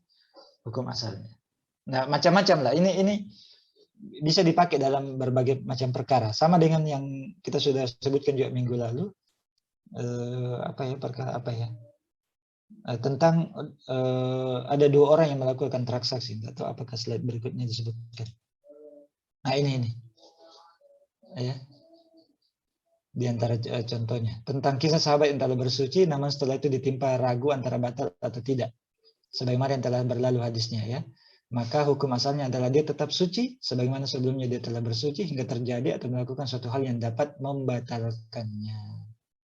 Ya, sama kalau orang tidur lalu dia merasa seperti bermimpi, ya kayak laki-laki gitu, ya, mimpi basah. Ya, mimpi basah. Dia kayaknya ya sorry to say, ya mungkin dia mimpi apakah semalam, lalu kemudian dia merasa kayak keluar sesuatu. Tapi ketika dia bangun, dia tidak menemukan ya ada yang keluar. Ya, misalnya di celana, maafin ya, di celana dalam misalnya, dia tidak menemukan apa-apa, biasa aja, normal. Kemudian juga alatnya mungkin juga bersih aja, tidak ada apa-apa. Nah, pada saat seperti itu, ya dia tetap dalam keadaannya yang tidak bermimpi basah. Meskipun dia merasa mimpi. Ya, kan bisa begitu ya. Ada orang mimpi basah, tapi tidak ada terjadi apa-apa, tidak keluar apa-apa. Ya, maka di antara petunjuk bahwa dia memang mesti mandi junub misalnya, maka dia mesti menemukan data. Apa datanya? Data validnya apa ya? Misalnya dia menemukan di celananya ada keluar sesuatu ya. Dari alatnya ada petunjuk sesuatu di situ yang ada cairan atau apa ya, yang memberikan petunjuk bahwa dia telah mengeluarkan sesuatu, lalu kemudian dia harus mandi junub ya. Gitu ya. Kemudian keadaan sebaliknya berlaku pula kaidah ini. Misalnya ketika seseorang masuk ke toilet untuk buang hajat pada pukul 9 pagi, lalu ketika dia ingin melaksanakan sholat zuhur, dia ragu apakah dia sudah bersuci atau belum. maka keadaan seperti ini dikembalikan kepada perkara yang dia yakini, yaitu hadas. Dan tidak mengambil apa yang meragukannya, yaitu suci. Sehingga dia wajib bersuci apabila dia mau sholat. Nah, ini kaitannya dengan sholat. Karena syarat sahnya sholat adalah wudhu. Atau dalam keadaan bersuci. Wudhu ya, wudhu. Nah, kalau dia ragu apakah dia sudah berwudhu atau tidak, maka dia kembali kepada hukum asalnya bahwa dia belum berwudhu. Karena wudhu itu hanya disyariatkan ketika dia mau melakukan sholat. Kan gitu. Ya. Artinya kalau ada orang mau berwudhu tanpa melakukan sholat, boleh-boleh saja. Tapi hukum asalnya wudhu itu dilakukan sebetulnya sebagai syarat melakukan sholat. Ya. Jadi kalau dia mau melakukan sholat, lalu kemudian dia ragu apakah saya sudah berwudhu atau tidak, maka lebih bagus dia kembali kepada hukum asal, yaitu bahwa dia dalam keadaan belum berwudhu. Ya, dalam keadaan belum berwudhu atau masih dalam keadaan berhadas, dan lebih bagus dia lebih bagus dia kemudian berwudhu kembali, ya, berwudhu kembali. Lain masalah misalnya kalau dia duduk-duduk dalam masjid, misalnya antara maghrib isya, setelah sholat maghrib dia duduk berzikir, mengaji dan seterusnya sampai menunggu sholat isya. Kemudian timbul dalam keraguan dalam hatinya, tadi saya buang angin atau enggak ya selama saya zikir dan mengaji. Dikembalikan lagi kepada yang hadis tadi. Ya kan, dalam sholat saja kita boleh ya tetap dalam sholat ketika tidak ada bunyi dan bau, maka apatah lagi kalau di luar sholat. Gitu ya, wallahu a'lam. Kemudian ini juga ya. Al-aslu fi umuril aridah al-adam. Hukum asal dalam perkara yang baru adalah tidak ada sampai adanya bukti. Ya. Jadi hukum asalnya dalam perkara baru, hukum asal dalam sebuah perkara ya, dalam sebuah perkara itu tidak ada kejadian apa-apa. Ya. Sampai ada bukti yang menunjukkan bahwa telah terjadi something ya, telah terjadi sesuatu. Baik. Misalnya contoh. Dua orang yang berserikat, ini berserikat maksudnya melakukan transaksi ya, melakukan mudarabah. Satu sebagai pemodal, mudarib, rabul mal, lalu kemudian satunya sebagai mudarib. Keuntungan yang didapat nanti dibagi dua misalnya, atau tergantung kepada perjanjian kedua belah pihak. Setelah berlalu beberapa tempo, beberapa waktu, si pemodal minta kepada si pekerja untuk memberikan sebagian untung yang telah ia dapatkan. Namun si pekerja menolak, maksudnya si mudarib yang menolak karena merasa belum mendapatkan untung. Maka dalam kasus ini yang dimenangkan adalah perkara yang mengatakan belum mendapatkan untung. Ya, yang dimenangkan adalah yang belum mendapatkan untung. Kenapa demikian? Karena hukum asalnya ya memang belum ada untung, baru ada modal saja. Hukum asalnya. Karena hukum asalnya adalah belum mendapatkan untung. Artinya, maksudnya secara asal yang ada baru perjanjian pemberian modal, ya, dan kemudian modal itu diputar oleh atau dikerjakan oleh si mudarib. Ya, itu hukum asalnya. Nah, karena hukum asalnya adalah belum mendapatkan untung, sedangkan klaim si pemodal bisa diterima jika ia punya bukti bahwa transaksi tersebut memang telah mendapatkan untung. Maka dalam hal ini si Rabbul Mal harus mendatangkan bukti. Harus mendatangkan bukti bahwa klaimnya itu, bahwa si pekerja atau si mudarib itu sudah mendapatkan untung. Sementara si mudarib ini untuk membuktikan klaimnya dia harus bersumpah. Ya, dia cukup dengan sumpah bahwa memang belum ada untung. Tapi klaim bagi si Rabbul Mal, kalau dia mengklaim bahwa si mudarib itu sudah mendapatkan untung, maka dia harus mendatangkan bukti, bukan sumpah. Ya, karena sumpah itu hanya bagi yang dituduh. Ya, yang menuduh itu yang mendatangkan bukti. Ya, jadi yang menuduh yang mendatangkan bukti, yang dituduh itu adalah membuktikan dirinya dengan sumpah. Kemudian dua orang, misal si A dan si B. Si A berhutang kepada si B, lalu setelah jatuh tempo si B menagih si A, tetapi A merasa dia telah melunasinya. Ya, si A merasa telah melunasi. Jika A tidak punya bukti bahwa dia telah melunasi, maka klaim A tidak dianggap karena hukum asalnya masih berhutang, belum lunas, dan klaim A adalah klaim yang baru. Jadi klaim yang datang kemudian itu harus mendatangkan bukti. Ya, dalam hal ini si A yang datang kemudian klaimnya kan. Jadi misalnya si A dan si B ini, ya. Si A berhutang, hukum asalnya dia berhutang memang kepada si B. Terjadi akad hutang piutang. Itu hukum asalnya. Lalu setelah jatuh tempo ditagih, dia katakan, ya, saya sudah lunasi. Ya, saya sudah lunasi. Sementara si B merasa, oh, enggak, saya tidak pernah terima uang pelunasanmu, kok bisa? Ya, maka si B bersumpah dan si A mendatangkan bukti klaimnya bahwa dia sudah melunasi hutangnya.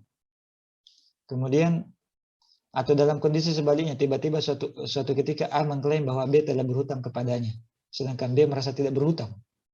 Maka klaim A juga tidak dianggap karena hukum asalnya belum ada transaksi hutang sebelumnya, sedangkan klaim A adalah klaim yang baru.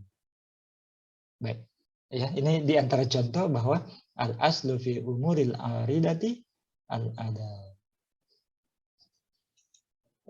Di sini sudah al-aslu al-adam, ya, sama. Ya, al-aslu al-adam. Cuma ini nggak lengkap nih. Ya, enggak lengkap. Al-aslu al-adam itu kurang lengkap. Karena ini terlalu general kan. Jadi kadang-kadang biasa di para ulama kita menambahkan ya kalimatnya lebih komplit. Assalamualaikum Ustadz, izin sholat dulu Ustadz, break. Oh iya, saya juga mau sholat ini. Sudah masuk juga maghrib sini, jadi saya break dulu ya. Boleh ya, saya break dulu. Kita lanjut nanti. Jam berapa Ustadz? Masuk lagi jam? Jam kira-kira kalau di sini, di sana di Indonesia Barat 6.30 lah berarti 6.45. Iya. 6.45 ya? 6.45 kayaknya Ustadz. Ini sudah 6.45. jam 6.13 menit. Oke, 6.45. Baik. Baik, kita terima aja. kasih Ustaz. Baik, Assalamualaikum. Ya.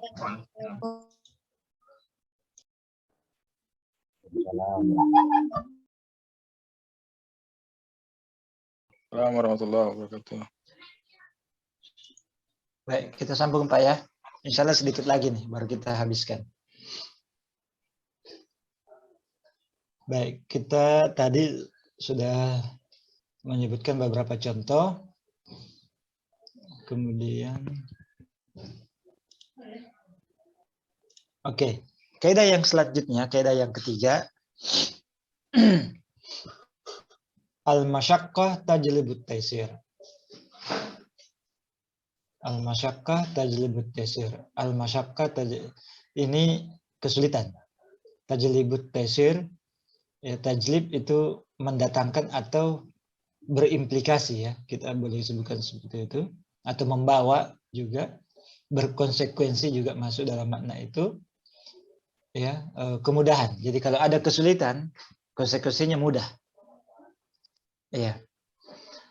Tapi mudah yang dimaksud sini bukan sekedar sengaja memudah-mudahkan ya, tapi memang konsekuensi logis, ya, bukan sesuatu yang kita buat-buat, bukan sesuatu yang disengaja untuk kita mudah-mudahkan saja, tidak, tapi menjadi konsekuensi logis ketika terjadi kesulitan yang memang kita tidak bisa elakkan kesulitan itu, maka ya di balik kesulitan itu, di balik kesukaran itu ada kemudahan, ada jalan keluar lah yang diberikan kepada kita untuk kemudian keluar dari kesulitan tersebut.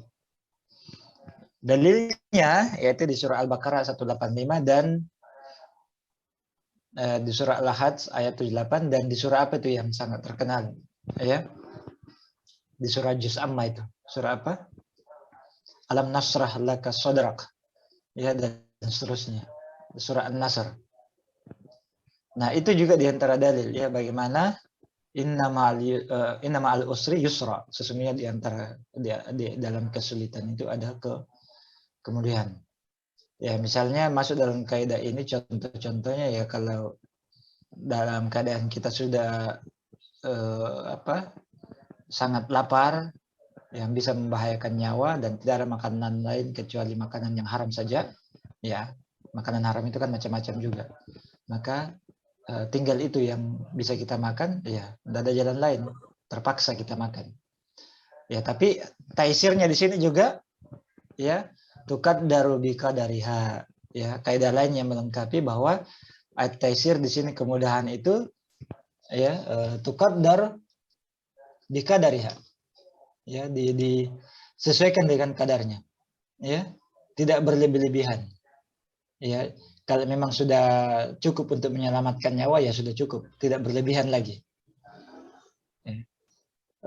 Kemudian misalnya ya, termasuk yang dipakai kaidah ini yang dipakai juga majelis ulama kita yang di antara kaidahnya, di antara kaidah yang membolehkan itu misalnya kredit emas, ya, terlepas dari adanya perdebatan di situ, tapi kaidah ini juga salah satu yang menjadi atau yang menjadi pegangan majelis ulama untuk membolehkan ya, kredit emas secara atau membeli emas secara kredit.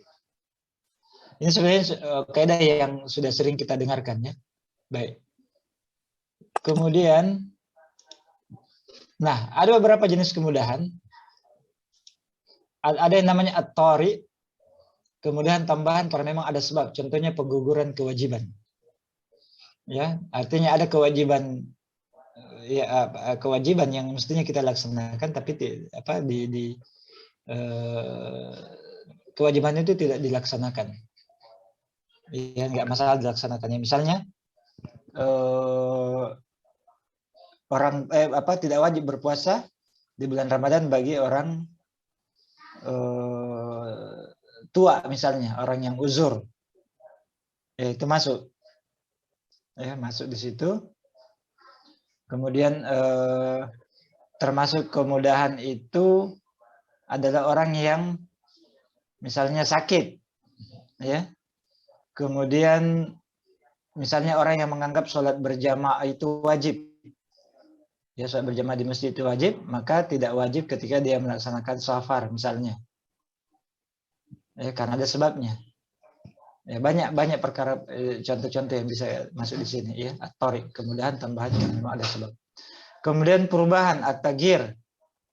Jadi ketika terjadi perubahan ya, maka kita diberikan kemudahan terhadap perubahan itu, baik perubahan waktu, tempat dan seterusnya. Ya, tapi ini perlu hati-hati karena kadang-kala ada orang terlalu berlebihan, misalnya seperti khamar. Ya, dia menghalalkan karena katanya kalau khamar itu dilarang di daerah-daerah panas, yang beriklim panas. Tapi daerah-daerah yang atau orang yang tinggal di iklim dingin, maka khamar itu bisa jadi halal. Nah, bukan seperti itu maksudnya. Ya, bukan seperti itu maksudnya. Tapi perubahan di sini adalah perubahan memang yang di mana orang tidak bisa melaksanakan kewajiban,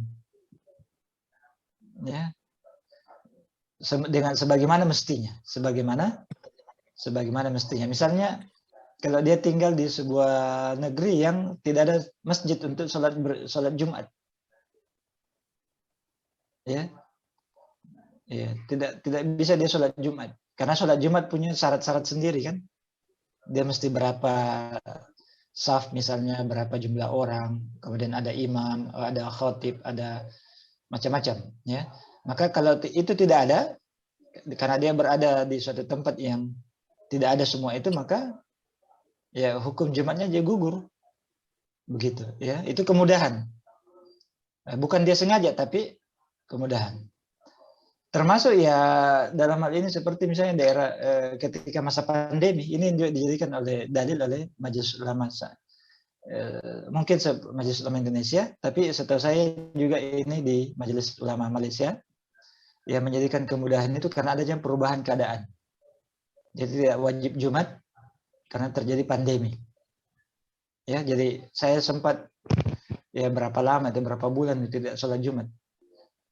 Ya, karena memang tidak buka masjid, ya, masjid tidak buka. Kemudian ketika dibuka pun dibatasi, jadi tidak sholat Jumat, dibatasi, ya, dibatasi hanya berapa orang, misalnya 20 orang. Ada beberapa masjid hanya 20 orang, ya, ada 40 orang, itu dibatasi.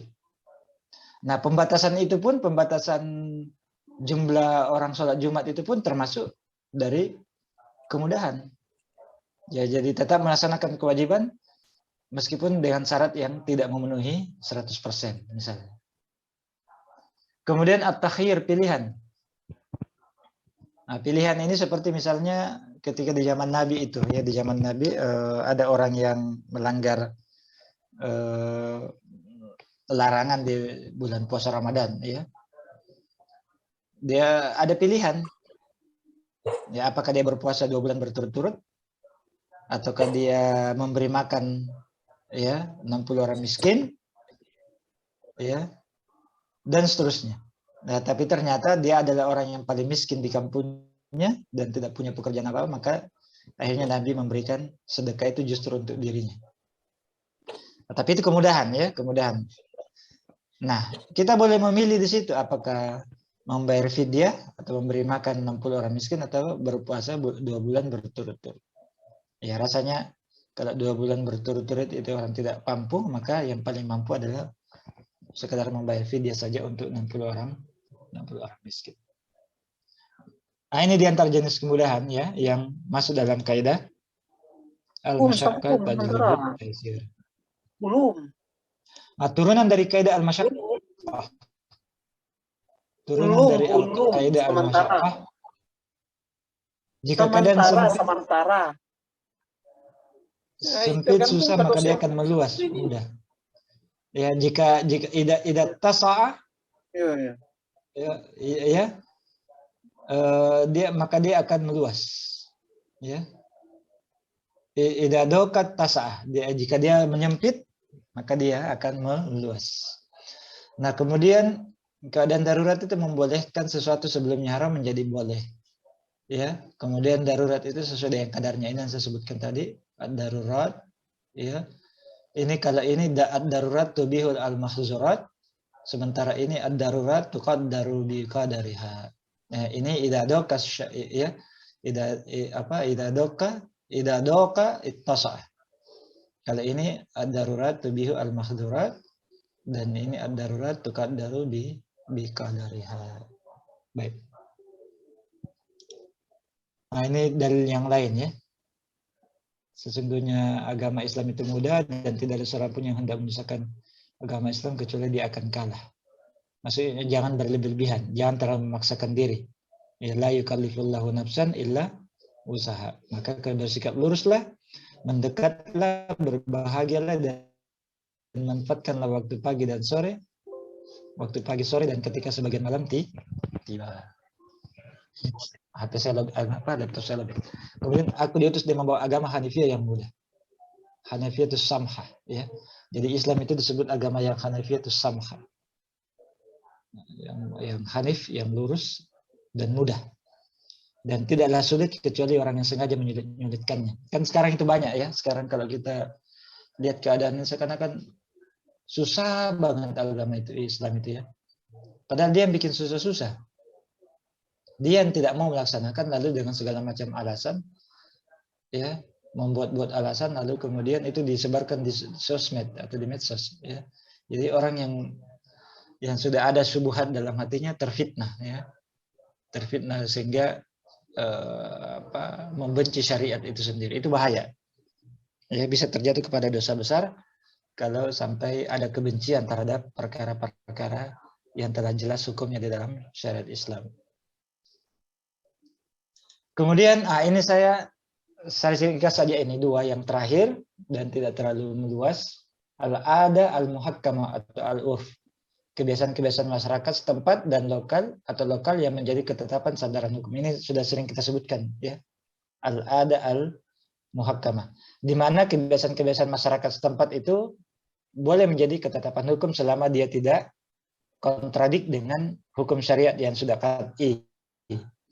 Ya, hukum syariat yang memang sudah jelas, ya, tata aturannya, lalu kemudian hanya karena, ya, adanya kebiasaan masyarakat lokal, lalu kemudian ketetapan syariat itu kita kesampingkan. Walaupun uslub dalam menyampaikan ke masyarakat itu ketika terjadi misalnya adat itu bertentangan dengan syariat, itu ada uslubnya sendiri, ya. Ada uslubnya sendiri, Sehingga kita juga perlu berhati-hati sehingga tidak menjadi fitnah. Syariat itu tidak menjadi fitnah di tengah masyarakat yang justru menimbulkan kebencian kepada masyarakat. Nah, ini seperti contoh baru-baru ini yang itu ya, menentang sesajen itu. Itu kan mungkin benar ya bahwa sesajen, bukan mungkin ya, memang benar sesajen itu kalau diserahkan kepada selain Allah ya ada macam-macam lah, yaitu bisa terjadi kepada kesyirikan. Cuma ya ketika untuk menyingkirkan itu kita perlu mempertimbangkan juga ya maslahat dakwah, uslub dakwah kita, maslahat dan mudaratnya dengan mempertimbangkan al-urf, kebiasaan-kebiasaan masyarakat setempat ya. Dan kita tidak ingin justru ketika kita mau menyampaikan syariat itu justru menimbulkan kebencian masyarakat itu kepada syariat itu sendiri. Nah, itu bahaya juga. Ya, jadi kita berislam tidak hanya dengan semangat, tapi harus dengan ilmu. Ya, kalau semangat saja, nanti kita bisa justru blunder ya, blunder. Ini banyak ini, saya lihat perkembangan ya sekarang ini banyak justru blunder sebenarnya kepada agama kita. Memang benar, mungkin kita dalam posisi yang benar, dalam pihak yang benar, tapi cara menyampaikan kebenaran itu mungkin yang kurang tepat. Ya, kurang tepat. Nabi saja ketika Fatuh Mekah kan, ketika Fatuh Mekah itu dia sudah menang, sudah menguasai Mekah, dia tidak langsung menumbangkan semua berhala di sekitar Ka'bah, pelan-pelan. Ya, dia pelan-pelan. Kenapa? Karena dia menjaga juga perasaan penduduk Mekah waktu itu. Ya, jadi ketika keadaan sudah memungkinkan untuk ya menjatuhkan semua berhala di Ka'bah, ya baru dia jatuhkan.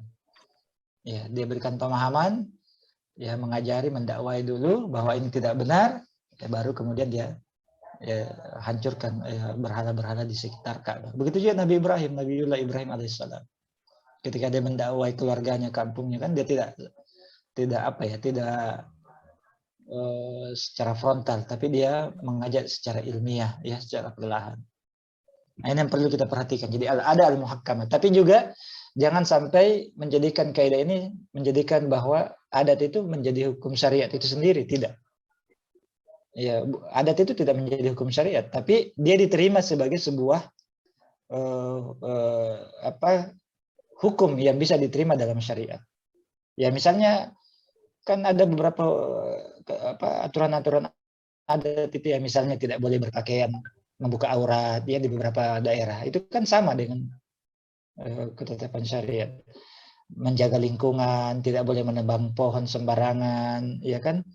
Atau menanam pohon tertentu misalnya yang justru kalau subur itu bisa mencegah banjir dan seterusnya. Itu kan adat-adat yang bagus, urf yang bagus.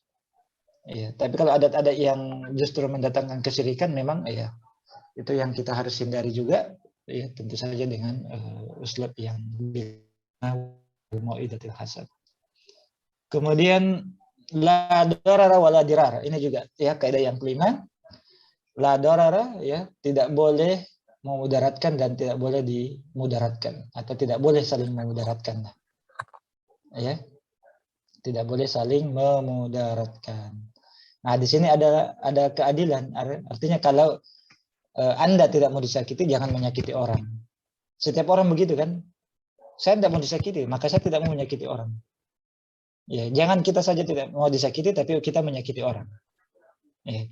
Jangan kita tidak mau dimudaratkan oleh orang lain, tapi kemudian kita memudaratkan orang lain. Jadi disinilah fairness, keadilan, termasuk hikmah kebersamaan, hikmah ukhuwah dan kebersamaan persaudaraan di antara sesama muslim, bahwa di antara sesama muslim itu harus saling menjaga, tidak boleh saling merusak, tidak boleh saling memfitnah, tidak boleh saling memudaratkan, harus saling menjaga.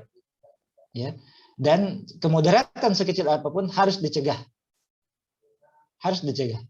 Kemudaratan sekecil apapun harus dicegah, bahkan kemudian muqaddamun ala jalbil masalih, dan harus didahulukan daripada mendapatkan maslahat. Nah, ini orang kadang-kadang tidak kalau orang tidak paham, dia akan ya itulah, kalau dengan semangat serta-merta hanya mau menghilangkan mudarat, tapi kemudian atau hanya ingin mendapatkan maslahat, lalu kemudian justru menimbulkan mudarat yang jauh lebih besar. Kemudian turunan kaidahnya ini adalah mencegah kemudaratan. Kalaupun menimbulkan mudarat yang lain, maka mudarat harus yang lebih kecil atau tidak sama sekali. Jadi kalau ada misalnya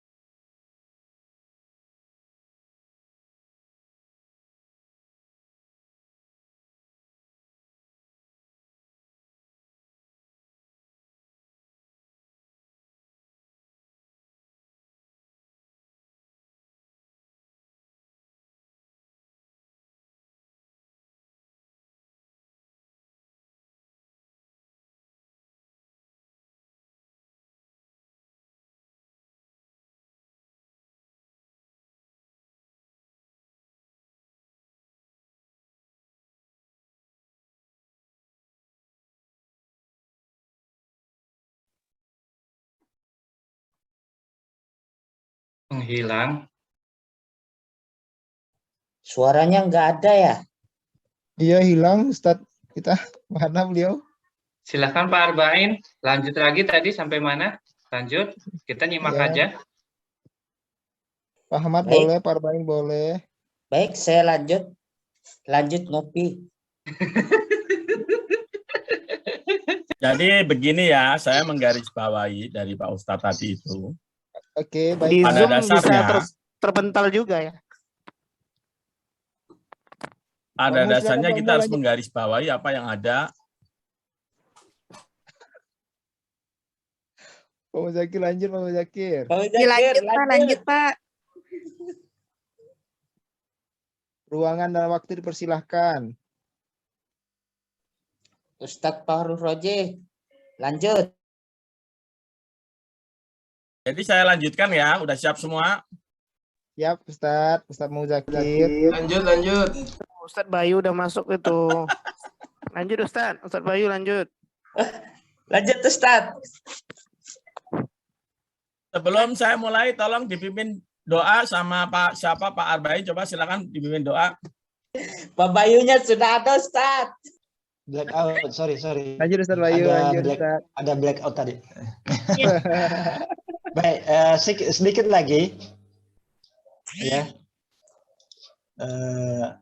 Ya, ini yang mungkin terakhir. Jadi mudarat bagaimanapun harus dicegah sebagaimana mungkin, sekecil apapun. Lalu kemudian mencegah kemudaratan, kalaupun menimbulkan mudarat yang lain, maka mudarat harus yang lebih kecil atau tidak sama sekali. Ini biasa disebut dengan kaidah irtikabu akhafud dararain, ya. Irtikab akhafud dararain, memilih di antara dua mudarat. Jadi kalau kita bertemu pilihan dan dua-duanya mudarat, ada mudaratnya, tidak ada maslahatnya. Yang ada cuma mudarat dua-dua. Maka kita pilih yang mudaratnya paling kecil. Ya, jadi terpaksa kita lakukan ini. Kalau tidak dilakukan justru menimbulkan mudarat yang lebih besar. Maka kita memilih untuk melakukan, ya, karena itu mudaratnya lebih kecil. Yang jelas kalau bertemu dua mudarat, kita memilih salah satunya yang kita tahu bahwa itu lebih kecil mudaratnya dibanding yang lain. Baik, saya kira ini 5 kaidah ya, al-qawaidul khamsah yang secara ringkas ya, yang mungkin juga sekaligus mengakhiri kuliah kita ya. Nanti saya bagi nih, insya Allah saya bagi slide-nya. Dan untuk UAS, UAS, saya memilih. Jangan susah-susah ya Pak Ustadz. Ini masih agamanya awam ini Pak. Enggak, saya memilih untuk memberikan tugas makalah saja. Alhamdulillah. Ya. Alhamdulillah. Tugas makalahnya menulis. Ini kan ada 5 nih kawaid ini. Silakan pilih salah satu dari 5 kaidah fikih ini, lalu kemudian cari contoh kasus dan kemudian Anda analisis. Bisa ulang.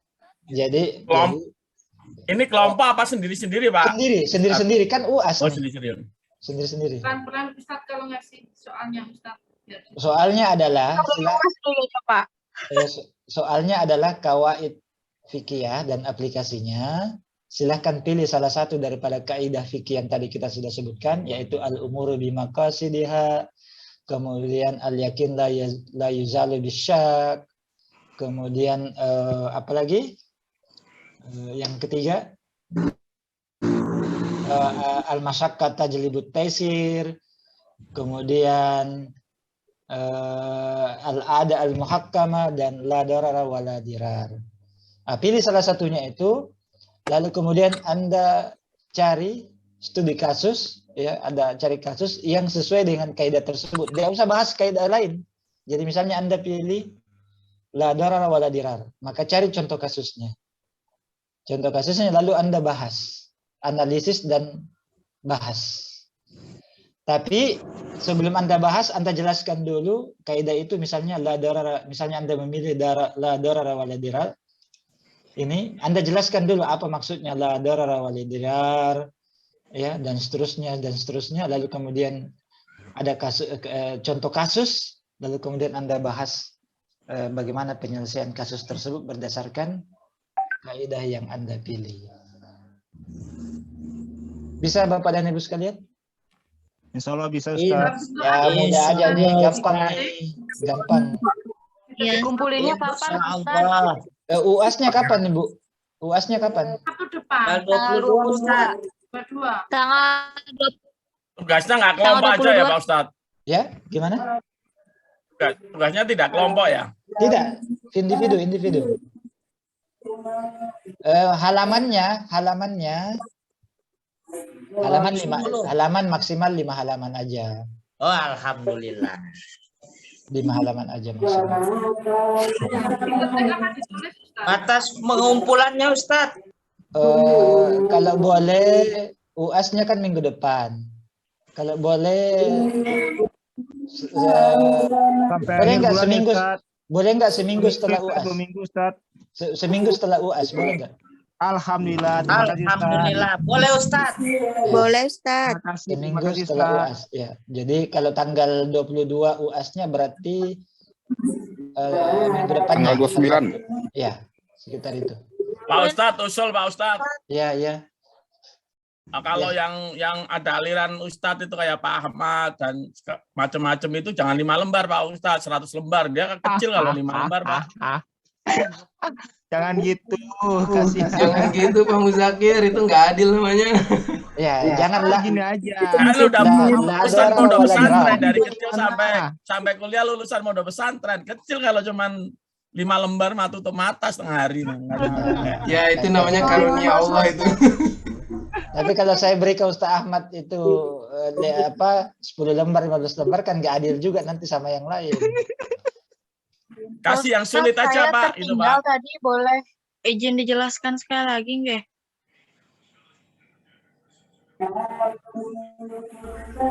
Ustaz mau nanya Ustaz. Saya juga mau nanya Ustaz. Ustaz nanya dong Ustaz, nanya. Sinyalnya udah hilang Ustaznya. Kemana Ustaz? Itu Ustaz Ustadz Ahmad dilarang nanya, yang aliran Ustadz itu dilarang nanya, yang orang awam aja yang nanya. Oh iya, diskusi aja kalau gitu, diskusi. Kalau saya milihnya soal aja, jangan bikin makalah, soal aja 5 soal selesai. Suaranya lebih banyak. Jangan, ini aja. Pindah ini aja, cukup. Banyak Insya Allah apa bisa. kalah. Literaturnya banyak ini aja, lebih aman ini. Jangka Lebih waktu aman ini, panjang. literaturnya banyak ini. Saya Samina Wato nah. Lagi ya? Senjatanya Pak Isami Nabato. Nah, Pak Arbain Samina Watona kan, ya, kalau gitu Pak? saya kasih Saya 100 lembar ya Pak Arbain. terlalu Garansinya lama nih. Kan sudah disepakati 5 lembar. Artinya 5 Nanti lembar discuss itu aja di grup saya ya. Samina Tugasnya apa Wato aja? nah. Sampaikan di grup boleh yang paham tadi. Oke, sorry. Ya, saya tertinggal tadi. Terlalu banyak suara. Ustadz Bayu, saya mau tanya boleh Ustadz? Siapa? Nah, tolong. Itu yang angkat tangan, Ustaz. Tadi Yang lainnya. soalnya boleh dikirim ke grup, Pak. Tadi tertinggal karena banyak suara yang masuk juga. Maksudnya Bu? Tadi saya belum dapat, Pak, maksud dari ini tugasnya seperti apa. Oh gitu. Iya. Jadi saya ulangi, kalau Pak Faisal Daus gimana? Ingin bertanya aja Ustadz. Oh iya. Kenapa? Saya dulu Ustadz ya. Iya. Ya, gini Ustadz, saya kebetulan qadarullah itu saat ini pelaku perbankan syariah Ustadz ya. Siapa? Jadi saya. Oke. Kondisinya itu saya memegang untuk bisa memutus suatu pembiayaan gitu Ustadz. Jadi memang posisi saat ini itu banyak yang berakad murabahah Ustadz gitu kan. Apalagi kalau seandainya pembiayaannya itu multiguna atau boleh digunakan buat apapun seperti itu kan. Ketika underlying akadnya itu adalah lebih banyak digunakan memang untuk renovasi rumah gitu Ustadz, untuk beli peralatan dan sebagainya gitu kan. Tapi saya meyakini bahwa kadang-kadang uang yang diambil nasabah sebagai pembiayaan itu tidak sepenuhnya untuk itu Ustaz. Itu bagaimana ya Ustaz ya? Gimana? Gini Ustaz, kasusnya seperti ini gitu kan. Saya sebagai seorang pemutus pembiayaan yang rata-rata memang akadnya murabahah Ustaz gitu kan. Yang biasanya kadang-kadang underlying-nya adalah memang nasabah ini untuk renovasi rumah gitu Ustaz. Namun kenyataannya di lapangan itu terkadang uang ini tidak sepenuhnya buat itu Ustaz. Itu bagaimana ya Ustaz ya? Apakah jatuh dia ke posisi riba atau bagaimana Ustaz ya? Di sini tuh. Atau jatuh dia sebagai bayi najasi gitu Ustaz. Iya, saya sudah paham. Sebelum sampai pada memvonis dia jatuh kepada riba, kembali ke asalnya bahwa hukum asalnya kan murabahah ya, boleh kan? Cuma mungkin pertama kalau Bapak sebagai pemutus pembiayaan baiknya jangan dibangun dengan asumsi. Ya, jadi disinilah pentingnya sebetulnya dalam dunia industri itu tidak hanya sekedar kita persoalan fikih, tapi persoalan juga bagaimana mensupervisi dan governance atau tata kelola dari pembiayaan itu sendiri. Jadi jangan melulu kita belum apa-apa langsung kepada masalah fikihnya tok ya. Misalnya dia sudah jatuh kepada riba gitu. Nah, itu kan senang aja sebetulnya, mudah aja. Pokoknya kalau dia sudah tidak sesuai akad yang syar'i dan dia sudah keluar dari akad yang memang kita sudah akadkan pada awal, pasti jatuh pada hal-hal yang tidak benar kan, ya paling tidak ya dia jatuh pada riba, itu sudah suatu hal yang pasti. Cuma saya melihat dari sisi bahwa sebaiknya kalau ada hal seperti ini dan kita memang punya data dan kita punya bukti tidak sekedar berasumsi bahwa ini digunakan pada bukan sesuai akad, maka sebetulnya sejak awal kita tidak memberikan pembiayaan sebetulnya. Kalau kita memang punya data ya, kita punya data dan sanggup membuktikan bahwa si nasabah ini duitnya dia tidak akan gunakan untuk misalnya sesuai akad yang murabahah. Nah, kalau kita sudah tahu dan kita sudah punya bukti, tidak sekedar berasumsi, maka kitalah yang berdosa kalau tetap kita memberikan. Kan begitu. Kita yang berdosa, kita sudah tahu nih, kita sudah punya informasinya, bukti sudah ada, dan kita sudah tahu. Kan berdasarkan kaidah tadi, kita jangan berasumsi dan jangan mudah menuduh. Tapi, nah, setahu saya juga di perbankan kan, ketika ada orang punya proposal pembiayaan, kita kan pasti pergi ke rumahnya, ya tanda kutip mengintip-intip dia, melihat apakah betul ya yang tiap permohonannya itu seperti faktanya, jangan sampai dia buat-buat aja proposal gini-gini padahal enggak, ya kan, dia sekedar untuk konsumtif dan seterusnya. Kan ada itu kan, proses itu kan ada. Maka kalau kita sudah mengumpulkan bukti dan data serta valid bahwa dia tidak gunakan duit itu, maka adalah salah kita kalau kita tetap memberikan pembiayaan. Kan begitu. Logika awalnya kan begitu. Maka kalau kita sudah tahu dia memang akan menggunakan untuk perkara yang lain, lalu tetap kita berikan, ya kita yang berdosa dan kita juga menimbulkan mudarat ya kepada kedua belah pihak, ya, baik kepada si nasabah sendiri yang nanti boleh jadi dia susah untuk mengembalikan pembiayaan, dan yang kedua adalah jelas itu jatuh kepada ribanya itu. Nah, itu yang, atau paling minimal dia baik najasi tadi yang Bapak bilang. Nah, makanya saya bilang kadang-kadang kita hanya berpikirnya kepada hukumnya seperti ini, tapi mungkin mekanisme itu yang juga kita harus supervisi, ada governance yang tata kelolanya yang kita perbaiki sehingga tidak menimbulkan perkara-perkara yang sebagaimana Bapak tadi sebut. Saya kira gitu Pak ya. Saya kira gitu. Jadi bagaimana tambahin sedikit tentang transaksi ini tentang transaksi perbankan, even walaupun BSI dengan akad murabahah ya, itu tapi dihitung-hitung Ustadz, itu tetap dia melipat gandakan uang dana tersebut gitu tuh. Apa dengan akad tersebut uang itu tetap menjadi halal Ustadz? Dia murabahah itu kan sebetulnya salah satu jenis jual beli Pak. Sebetulnya. Jangan sebut merek dong. Iya. Enggak, soalnya pengalaman misalkan langsung. Nanti kalau banyak nanya soalnya ditambah loh. Jadi gini. Jadi betul memang begini. Tolong dibedakan antara akad murabahah dengan keuntungan, Ustaz. Keuntungan ya, masalah keuntungan itu dua hal yang berbeda. Maksudnya gini.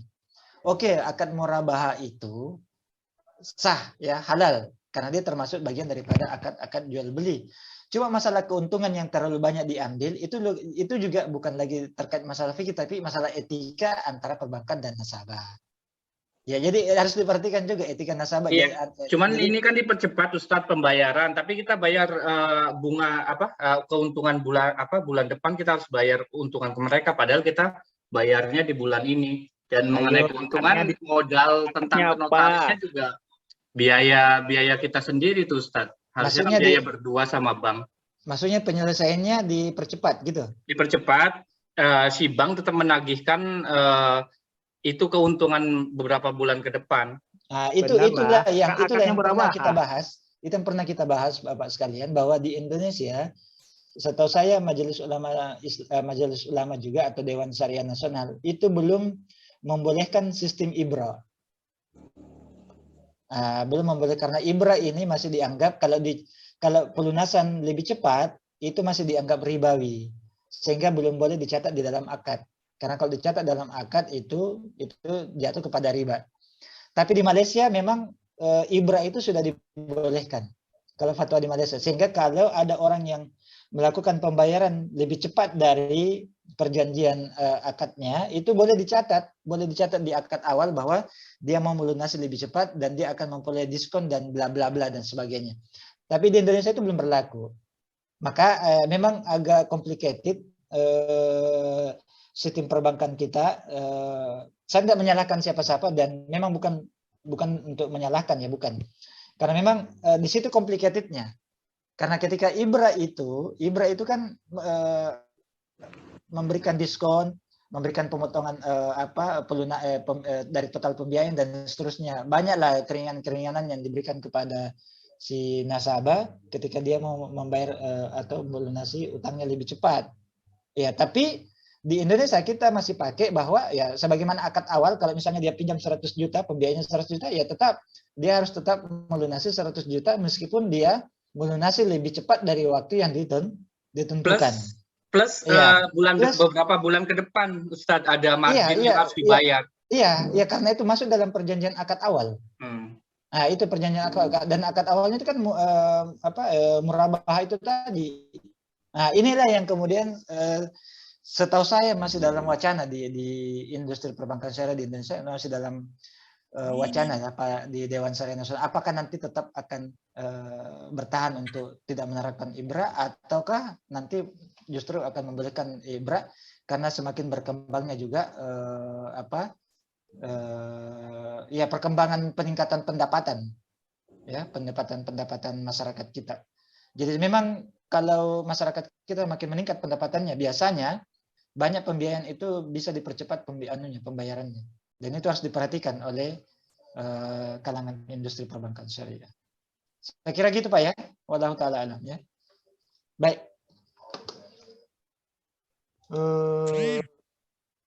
Siapa tadi Ibu yang jadi UAS-nya begini Bu.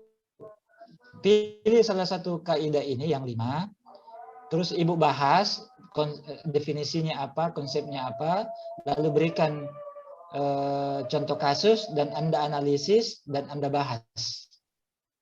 Gitu Bu ya, yang bertanya tadi tentang ini. Ya, kemudian maksimal 5 halaman aja. Tapi sebaiknya kalau ada referensi, letakkan referensinya. Itu lebih bagus, itu nilai tambah kalau ada referensinya. Jadi tidak sekedar kita berlogika saja, tapi memang betul-betul ada rujukan yang bisa menguatkan pandangan-pandangan yang kita berikan. Saya kira gitu ya, Bapak dan Ibu sekalian. Baik. Slide Ustadz, referensinya itu masuk halaman 5 atau? Iya, referensinya masuk halaman. Kan biasanya di bagian terakhir kan? Biasanya. Enggak, dia masuk di halaman 5 atau enggak Pak Ustadz? Enggak masuk. Oh, enggak masuk halaman berarti dia ya? Enggak masuk halaman. Referensi enggak dihitung halaman. Cover juga, cover nama enggak dihitung halaman. Oke, siap Ustadz, siap. Ya. Yuk. Baik, saya kira demikian kuliah kita yang pertama kali. Saya mohon maaf Ustadz mau diskusi Ustadz? Saya tidak tahu dan Pak Ahmad, Pak Ahmad. Banyak hal-hal yang saya masih kurang dalam penyampaian materi, itu mohon dimaafkan ya. Dan saya menganggap kita ini, saya tidak sedang memberikan dari yang pandai kepada yang tidak pandai, tapi dalam kuliah itu saya sering menganggap kita hanya sharing, berbagi apa-apa mungkin yang kita sudah sama-sama mengetahui, dan saling sharing kepada orang-orang yang mungkin belum mengetahui. Sekali lagi saya mohon dimaafkan, dan mudah-mudahan panjang umur kita ketemu semua. Amin. Pada kesempatan-kesempatan yang lain ya. Saya kira mohon maaf Ustadz kalau kami ada salah. Sama-sama Bapak dan Ibu. Ya, mohon dihalalkan Ustadz. Sama-sama. Saya juga mohon dihalalkan ya. Materinya mohon di-share Pak Ustadz. Ya, insya Allah saya share di ketua kelasnya sama Ibu siapa itu. Ya. Ibu Studi Ustadz. Iya, insya Allah. Baik, kita tutup dengan doa kafarat majelis ya. Allahumma bihamdika asyhadu an la ilaha illa anta astaghfiruka wa atubu ilaik. Alhamdulillahirabbil alamin. Assalamualaikum Waalaikumsalam. Warahmatullahi taala wabarakatuh. Waalaikumsalam warahmatullahi wabarakatuh. Apa lagi Bapak dan Ibu sekalian? Jazakallah. Jazakallah.